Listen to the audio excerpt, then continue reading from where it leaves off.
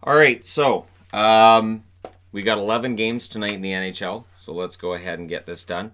Apologies, this is probably going to be posted a little bit later than the usual preview video thing, but had some stuff to do around the house this morning. And it is Thursday, so we got some news stuff to get to as well. So as soon as this is done, I'll throw a news board together, and that'll get posted pretty quickly. Winnipeg is in against Boston tonight in what could be a tremendously entertaining game to watch between two teams that, for Winnipeg, I do think the turnaround has started. I think that victory over Toronto last night and how they managed to gut that out, I think that could be huge for them. And for Boston, I don't know. That 6-2 win over Nashville looked great, but Nashville going through a coaching change. The coach just arrived behind the bench like 5 minutes before the game. Not literally, but it kind of feels like that. Here's your new coach and drop the puck. So I don't know what to read from that 6-2 victory. Are the Bruins getting hot again? I don't know. Tonight's going to tell me a lot. The Winnipeg Jets are 24-16-4 over their last 10. They're 4-4-2. On the road, they're 14-7-2. They seem to be a better road team than a home team. They have a goal differential of +3. On the Boston side of things, they're 25-8-11. Over their last 10, they're 4-1-5. And at home, they're 14-2-9. So they like losing after regulation. Once regulation's over, all the losing happens with Boston. If this one goes to overtime, Winnipeg wins.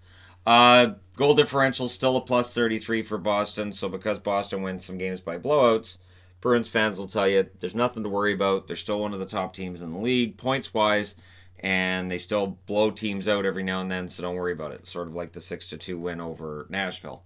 Their next game, January 31st in Winnipeg. Interestingly enough, with goal differential, while I like using it in previews like this, in the playoffs, each game only counts as one. So there you go. Scoring per 60 minutes is something I went with for today. So goals per 60 minutes on the Winnipeg side, Nick Ehlers 1.13, Patrick Laine 1.01, and Kyle Connor 0.91. Assists per 60 minutes, Little 2.03, Harkins 1.75, and Scheifele 1.55 for Mark Scheifele. On the Boston side of things, goals per 60 minutes, Brad Marchand 1.65. He's the leader there. Pastrnak, who you might expect to be leading in goals per 60 minutes, 1.40. And Bergeron, 0.96. They really rely on that line. Assists per 60 minutes, Marchand 1.75, Pastrnak 1.40, and Krejci 1.15. Halak's confirmed as the starter. There's no word from Winnipeg. They may very well go with Brisebois. Be interesting if they do. Moving along. Edmonton in against the Montreal Canadiens. Everything on this board starts at 4 o'clock Pacific, 7 o'clock Eastern. Edmonton 23-17-5 overall. And they look like they're turning things around. And we'll see whether or not that continues in Montreal. Montreal's 18-19-7. And they're 2-7-1 in their last 10. Now on the road, Edmonton's 13-9-2. At home, Montreal's 8-10-4.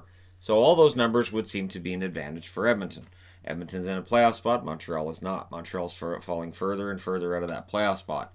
-5 is the goal differential for Edmonton. -4 is the goal differential for Montreal. And the last time these teams met was December 21st in Edmonton. The Oilers won that game 4-3. So, and that was during the very successful road trip by the Montreal Canadiens through Western Canada, which they would love to relive. And sadly, it's been just a disaster since that road trip. Goals per 60 minutes. The leader for Edmonton, maybe surprisingly to some, is Zach Kassian with 1.21 goals per 60 minutes. Yamamoto, 1.10. I'm thinking he stays with the team. Draisaitl, 1.07. Assists per 60 minutes played. McDavid, 1.83. Draisaitl, 1.72. And Sam Gagner, 1.37 is on the list. Mike Smith will be the starter for Edmonton tonight. Bad news for the rest of the West. It looks like Mike Smith's going to do for Edmonton what he did for Calgary last year. Second half of the year, Mike Smith was fantastic for the Flames. On the Montreal side of things, Jonathan Drouin leads them in goals per 60 minutes, 1.44. He's not playing. Gallagher, 1.40. I saw something about him skating on the first line at practice, so should be back. And Armia, 1.07, not back. So that's two of the top three not playing, and Gallagher's coming back from an injury if he does. On the assists per 60 minutes, Kovalchuk, small sample size, but still, 4.1 assists per 60 minutes played. Tatar 1.63 and Dano 1.55. Price will be the starter, so it'll be a matchup between Price and Smith, and Smith's been the hotter goalie lately, but Carey Price is still capable of that run. We just haven't seen it this year yet. There's a little bit of a mini run at the start of December, but we have yet to see that big run by Price where he wins a bunch of games and everybody falls in love with them all over again. Moving along. Tampa Bay. So in my jersey choice of today, I have clearly decided, all right, Arizona has won 5 in a row. I'm going to go ahead and say they win their 6th, and they end the 8-game winning streak for Tampa. Either way, I have no stakes in this game. Can't wait to watch it. Those are sometimes the most fun games to watch because you don't really care who wins. And I know for some fans, that's not something they would agree with, that they would say, well, no, I enjoy the game where I have so much at stake. I don't enjoy feeling like I'm going to have a heart attack because my team's blowing it. So it's fun to watch a game between two teams where I just want to see some good hockey, and this should be great. For the Arizona Coyotes, they're 25-16-4 over their last 10. They're 6-4. On the road, they're 14-6-3. They are better on the road than they are at home. They have a goal differential of plus 19. Tampa, not to be outdone, they are 25-13-4 overall over their last 10. They're 8-1-1. They've won 8 in a row. Remember when people thought they might miss the playoffs? That was a few weeks ago. Now, I don't think anybody's picking them to miss the playoffs. At home, they're 13-7-2. They have a goal differential of plus 29. Now, that's skewed a little bit because they beat the Canucks by 20 in their last game. So by beating the Canucks by 20, it took them to 29, and it dropped the Canucks from 29 to 9. So with that 24-4 victory over Vancouver last game, that'll skew the numbers. Their next meeting will be February 22nd in Arizona.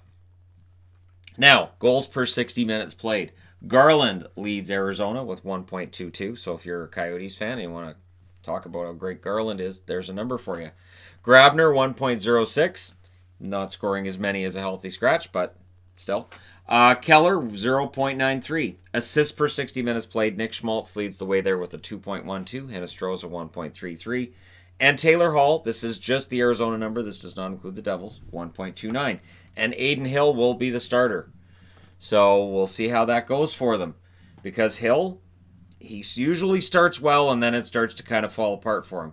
And Tampa's a team that may very well be able to do that. Wearing this jersey may prove to be a mistake later.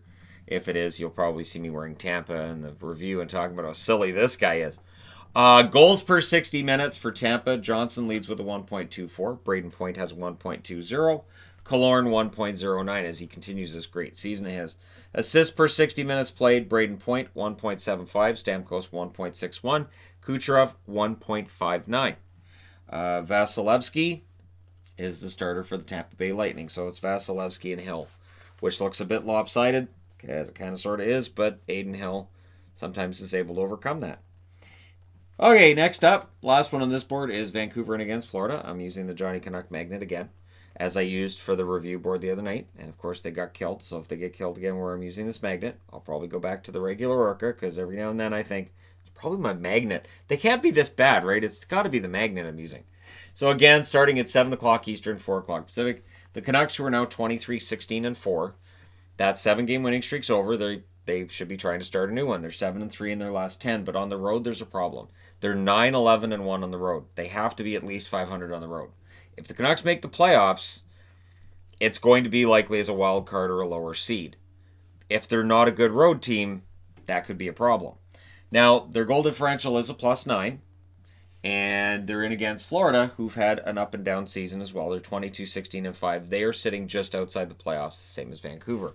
They're watching teams that they're trying to chase play pretty well, much like Vancouver. 6-4 record over their last 10. And at home, they're 13-8-2. So they're pretty good at home. And they have the plus 7 goal differential. The last time these teams met was October 28th in Vancouver. I watched that game live. Fun game to watch live if you're a Canuck fan because they won 7-2. Now it's Florida's turn in Florida. Will they get their measure of revenge? Goals per 60 minutes. Antoine Roussel's been scoring pretty good for Vancouver since he came back. He's scoring at 1.94 goals per 60 minutes played. Pettersson 1.34, and Sutter makes the list at 1.31. I realize he's injured, but it's still interesting to see that he's on the list. Hardworking player. I like Brandon Sutter a lot. Assists per 60 minutes. Doesn't mean I like his contract, though.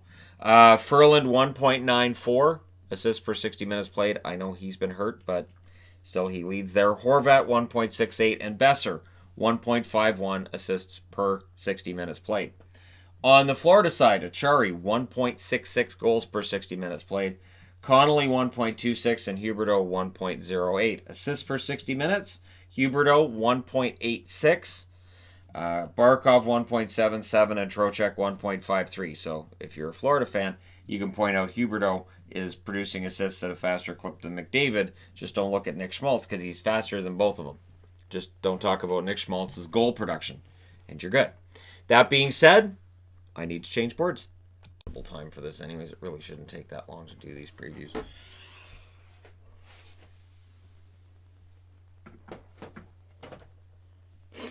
I still didn't mention that Bobrovsky's in there. All right. So, next up, this thing's starting itself up. It's the second time it's done that. It just starts itself. I don't know how. I don't know what it's doing. What are you doing there, computer? What are you doing? What? It's thinking for itself. This is how the Terminators show up, right? This is when the Terminators come. Because, yeah, all I do is I just layer the boards one on top of the other on top of the other. So, yeah. New Jersey's in against the Rangers. And, yeah, for New Jersey, this one starts at 4 o'clock Pacific, or 7 o'clock Eastern as well. The New Jersey Devils, 15, 20, and 7 overall. And they're 5-3-2 in their last 10, so that's a good thing, I guess. But if you produce at 5 wins in 10 games, you're still not going to get closer to the playoffs in all likelihood. On the road, they're 9-11, so they're kind of the same as Vancouver on the road. And their goal differential is not the same as Vancouver at all. It's negative 39. That's an ouch. On the Boston side of on the Rangers side of things, 20, 18, and 4 overall. Over their last 10, they're 4-6. So while the Rangers, I do think that their last win could be the start of maybe that turnaround we've been waiting for. Tonight's a good night to test that. At home, they're 11, 8, and 2. They have a goal differential of negative 3.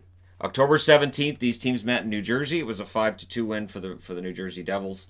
November 30th, the Rangers won in New Jersey 4-0. And March 7th, they will meet again. That will be at New York. So they've played twice in New Jersey. Now they're playing twice in New York. So there you go. Goals per 60 minutes played. Jesper Bratt leads the way for New Jersey, 1.26. That doesn't surprise me at all. Bratt's very impressive when he's on the ice. Coleman, 1.21, and Heischer, 0.87. Assists per 60 minutes played. Nikita Gusev, 1.98. So he's producing at a pretty good clip assists-wise as well. Zaka, 1.50, and Heischer, 1.12. Again, the idea of the assists and the goals per 60, it always shows you players that maybe they're not playing enough. Maybe they're players that, when Seattle comes in, could be worthy to look at. Assists per 60 minutes and goals per 60 minutes for the Rangers. On the goal side, Hedl, 1.23. Zibanejad, 1.22. And Panarin, 1.20. Assists, Panarin, 2.21. Strome, 1.57. And D'Angelo, 1.40. Interestingly enough, Shesterkin's playing again tonight. So that's 2 in a row. What's going on with the goaltending in New York? Because that means Lundqvist and Georgiev, 2 nights in a row, get to watch the kid come in and steal the show. I don't think if I'd predicted this, nobody would have believed me as recently as a week ago. People are like, you're just crazy. That's not going to happen. Or would that happen? All right, next up, Buffalo in against the St. Louis Blues. Buffalo Sabres, 19, 17, and 7 overall. Over their last 10, they're 3, 6, and 1. On the road, they're 6, 12, and 4. And a negative 8 is their goal differential. But they're in against St. Louis. St. Louis is 27, 10, and 7. That's a pretty good record. Over their last 10, they're 7, 2, and 1. And at home, they're 14, 4, and 3. They have a plus 17 goal differential. Buffalo is really running out of ground to catch up in the East. We're already at that point. I know somebody's going to mention St. Louis, right? This is where I say, hey, it's January 8th. By now, St. Louis was starting that massive comeback. They basically already started that massive comeback. The Jordan Bennington anniversary was the other night. So we were already in that category now. So now it's Buffalo's turn, I guess. Buffalo did win the other matchup these teams had on December 10th, 5-2. So in Buffalo, it was a victory for Buffalo, 5-2. We'll see how it goes tonight. Goals per 60 minutes played. Jeff Skinner, who's out, of course, leads Buffalo at 1.26. So when I look at his goals and I see that he's leading them in goals per 60 minutes, I'm thinking, so are they not playing him enough? Eichel, 1.16, and Lazar, 1.04, a name we may not have expected to see on a board at all. Assists per 60 minutes, Reinhart, 1.25, Johansson, 1.23, Bogosian, 1.20. Ullmark will be starting. He is their starter. He is the much better goaltender of the two. He's a pretty good goaltender, that Linus Ullmark. Now, goals per 60 minutes on the St. Louis side. Sammy Blais, 1.24. I haven't seen when he's coming back. I know I'd seen he started skating, I believe. Don't know when he's coming back. Sundqvist, 1.16. McEachern, 1.09. So there's some surprising names on that list. Assists per 60 minutes played. O'Reilly leads there with a 1.71. Less surprising. Thomas, 1.63. And Steen is surprising at a 1.39. Binnington will be the starter for the St. Louis Blues tonight. I just thought of it. I think my camera's saying, no, we're not pausing anymore, Shannon. You're just going to have to change boards and just deal with it. So I'm not pausing. I'm done. I want these videos done so I can go back to sleep. This is obnoxious. You just pause and you do more takes. All right, Nashville. So while this game starts at 5 o'clock Pacific, 8 o'clock Eastern, this one starts at 8:30, 5:30 on the Pacific clocks. The Nashville Predators in against Chicago. And these teams know each other pretty darn well. I didn't put up their next, but they're going to play each other a fourth and final time. Or is it going to be, do they play each other 5? I'm pretty sure it's 4. Trying to remember back. Anyways, Nashville's 19-16-7. And if they're going to start this big turnaround, this is a good time for them as well. They're 4-4-2 in their last 10. On the road, they're 9-8-3. Their goal differential is a +1. So everything with Nashville's kind of mediocre, middle of the road. And in this day and age, beating mediocre and middle of the road, that's not playoffs. Mediocre, middle of the road back in the 80s, you probably might have home ice in the first round. Chicago's 19-19-6. Over their last 10, they're 6-4. At home, they're 10-10-3. They have a goal differential of -15. They've been getting better, the Blackhawks. The problem is that because that start wasn't great for them, it's so hard to make up ground in the West. Now, October 29th, this was a 3-0 victory in Nashville for the Predators. And on November 16th, Chicago got their measure of revenge in Nashville, 7-2. So, what's going to happen tonight? We'll see. Goals per 60 minutes, Nick Bonino leads the Predators with 1.47. Trennan, 1.29 when he's not throwing fists with Chara. And Smith, 1.18. Assists per 60 minutes, Grimaldi, 1.8. Blackwell, 1.69. And Duchesne, 1.63. On the goals and assists front per 60 minutes played for Chicago, Kubalik, 1.25. Kane, 1.16. Caggiula, 1.15. And on the assists side of things, Strome, 1.74. Sakura, 1.70. Taves, 1.73. Crawford's listed as likely. So, maybe it'll be Crawford against the Nashville Predators tonight. We'll see. So, yeah, that should be a fun and interesting matchup. Next up, Minnesota in against Calgary. So it's 6 o'clock Pacific, 9 o'clock Eastern. Minnesota 20-17-6. Last 10, 4-5-1. So they had a great run going. Power rankings, they'd moved their way up pretty high compared to where they were at the start of the year. And then it's kind of petered out for them. They're 9-13-2 on the road as well. They have a -11 goal differential. So there's a number of numbers on the board here that are troubling for Minnesota. They've got to turn around. Calgary's 23-17-5 over their last 10. They're 5-4-1. At home, they're 11-7-3. Minnesota beat them 3-0 on December 23rd. That was right before Christmas, though. And January 5th, Calgary beat Minnesota in Minnesota 5-4 in a shootout. So we'll see how things go tonight in Calgary. This is their final meeting. They are not division rivals, so they'll only meet 3 times. Goals per 60 minutes. Ryan Donato leads Minnesota with a 1.22. Foligno 1.08 and Stahl 1.06. Assists per 60 minutes played. Eriksson Ek leads Minnesota there with a 1.70. Fiala 1.49 and Foligno 1.39. On the Calgary front, Surprisingly, Zach Rinaldo leads with goals per 60 minutes, 1.56. He doesn't get a lot of ice time, though, so if he scores, it's going to skew the numbers, right? Mangiapane, 0.90 or 0.93, and Lindholm, 0.90, which is low compared to the rest of the board. Assists per 60 minutes, Ryan, 1.23, Tkachuk, 1.07, and Dubé, 0.96. So if you think Calgary's having trouble scoring, these numbers would definitely back that up, as well as just the number of goals they've scored and goals per game and all that. Now I'm going to try pausing this again, and I'm going to see if it unpauses itself. So if I watch it, it doesn't unpause itself. I think my computer's becoming sentient. I don't want to worry anybody, but the Terminators could be on the way. It could be that time. All right. I don't want to worry anybody, but it could be time for Terminators. Some people are going to be very happy about that. They don't like their job anyways. LA's in against Vegas. Does that mean I don't have to go to work? Because it's Terminators out there. LA in against Vegas starts at 7 o'clock. It's right in the contract. You still got to come to work. You guys put Terminators in here? So we're into the later starts now. LA in against Vegas. This could be ugly. LA coming off the 2-1 loss to Dallas, where Dallas scored twice in about 30 seconds. Had to be frustrating because outside of that 30-second period, LA played a pretty good home game. And now they're at 17-24-4. If they had any hopes for a playoff appearance, yeah, those are gone. They're 3-6-1 in their last 10. They're 6-14-3 on the road. They have a goal differential of -29. They're in against a Vegas team that seems to be getting better. They're 24-16-6 overall over their last 10. They're 6-3-1.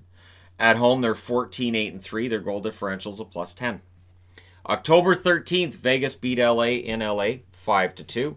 November 16th, LA beat Vegas 4-3. That was in LA as well. March 1st will be their next meeting. That will be in Vegas as well. So the numbers don't look great if you're an LA fan, but we'll go over them. Goals per 60 minutes. Ferk leads the way with a 1.34 goals per 60 minutes. Carter, 0.95. And Kopitar, 0.91. Assists per 60 minutes. Luff, I like Matt Luff. 1.56 for him. Iafallo, 1.17. And Toffoli, 1.13. Goals per 60 minutes played. Nick Roy. Or Nicholas Roy. Because it's Matt Roy here and it's Nicholas Roy here. So when they're against each other, I hope they're both on the ice at the same time. Can that happen? Is Roy playing for... I hope so. Roy and Roy. Anyways, 1.37. And always have them directly against each other for Vegas. Smith, 1.18. And Pacioretty, 1.06. Where's Bob Cole when you need him? Assists per 60 minutes played. Roy leads theirs. See, I'm doing it. 2.06 to lead the way for Vegas. Carlson, 1.50, and Stone, 1.39. So, yeah, this is a team that knows how to score against a team that's trying to figure that out.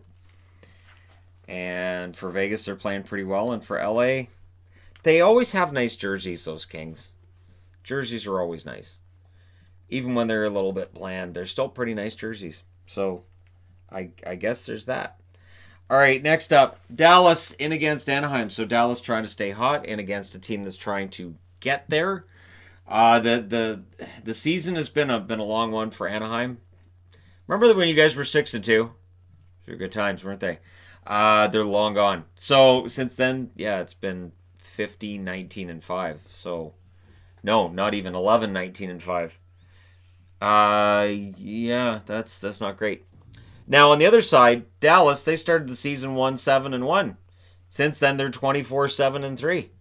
Over their last 10, they're 7-3. And on the road, they're 10-8-2. Their goal differential's a +12. So all of the numbers you want to see get better for Dallas are slowly doing so. But they're definitely getting better, those Stars.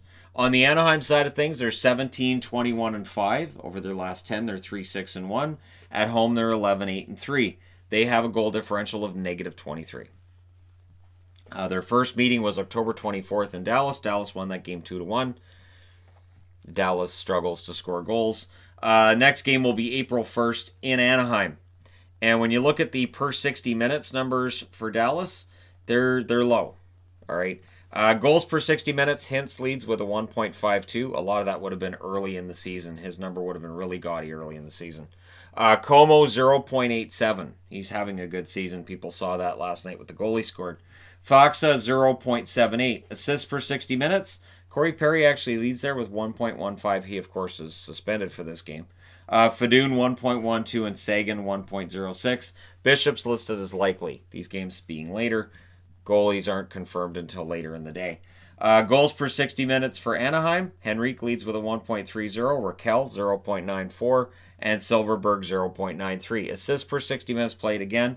Limited time, but Sprong leads there with a 1.71. Getzlaf 1.23, and Andre Kasha surprisingly leads the way with a 1.23. So, yeah. And now I keep looking down at the clock going, is this still recording? Is it doing something weird? What's going on down there? All right, so that's how that works out. But this game, I do think that Dallas, they should keep it going. I mean, Bishop's going to be in net. They do tend to score more goals for Bishop than Hudobin over the last year and a half. We'll see. Anaheim, yeah, it's been a long, rough ride for Anaheim. We'll see what they do to get prepared for the draft and what kind of picks and prospects they pick up between now and then. With trade deadline, it's coming up. Okay, last game. I'm finally there. I'm finally getting this thing done. We'll look at what's going on with the camera at some other point, because I shouldn't need to pause a video for the rest of the day because I'm not having sneezing and coughing problems. Holy crap, I'm glad it wasn't having that issue when I was doing I had the cold. Man, every video would have been a disaster. Columbus, 21-15-8 overall. They're 7-1-2 in their last 10. On the road, they're now 9-6-6. They are trying to make it 10 straight games with at least a point on the road. Their goal differential is now a -4. So it's still negative, but it's a lot better than it was. Their goal differential was, I think it was in like the -20s not that long ago. I know it wasn't great. On the San Jose front, yeah, 19-22-4 is their overall record. They're 3-5-2 in their last 10. At home, they're 11-11-1. And over their goal differential is a -30. These teams met January 4th in Columbus. San Jose won that game 3-2. So we'll see if anything carries over 5 days later. No, I'm thinking no. Goals per 60 minutes played. If anything, Columbus is going to come out for revenge for that game. Gerby's your leader in goals per 60 minutes for Columbus. 1.59 for Gerby. And I was like, I know I have a Gerby jersey for Buffalo. Do I have one for Columbus? Would there be one on full moon jerseys? And the answer is no. Sadly, no. And I'm not paying big top dollar for a Gerby jersey. So, I mean, I could do that. I could get a custom Columbus. No. I'm a fan, but yeah. Robinson, 1.18 goals per game. Bjorkstrand also has 1.18 goals per game. Assists per 60 minutes. Nyquist leads there with 1.44. Sonny Milano, 1.28. And Nash, 1.10. On the San Jose side of things, goals per 60 minutes. Timo Meier, 1.06. It's a low number to lead the team. I think that's the lowest one of all of them. Hurdle, 0.99, and Couture, who of course is going to be out for a while, we'll discuss that news of the day, 0.92. Assists per 60 minutes, Joe Thornton, 1.49, leads the way. Erik Karlsson, 1.31, and Radim Šimić has 1.08. So maybe that's part of the reason why Šimić makes a big difference when he's in the lineup. San Jose's record when he's in the lineup is much better than when he's not. And we'll see if that continues to be the case. Although there's a ridiculous number for wins Vancouver gets when Louis Eriksson plays more than 10 minutes a game. But I've chalked that up as just they got hot at the right time and he's there. More than him having a direct influence on it, because he hasn't scored enough or been enough of a difference maker on the ice that I've seen that I think has actually turned the tables in Vancouver's favor. And with Šimić, it's a more obvious difference. He really, really helps that blue line when he's in there. Maybe they don't have a lot of defensive depth with San Jose that becomes more apparent when you have one of the top 4 guys get hurt. Anyways, let me know your thoughts, your picks, and all that other wonderful stuff in the comment section below. Don't forget to hit like and subscribe if you're browsing your way through. You just happened upon this video. I finally got this done. All right, thank you guys so much for watching. I'll talk to you again soon.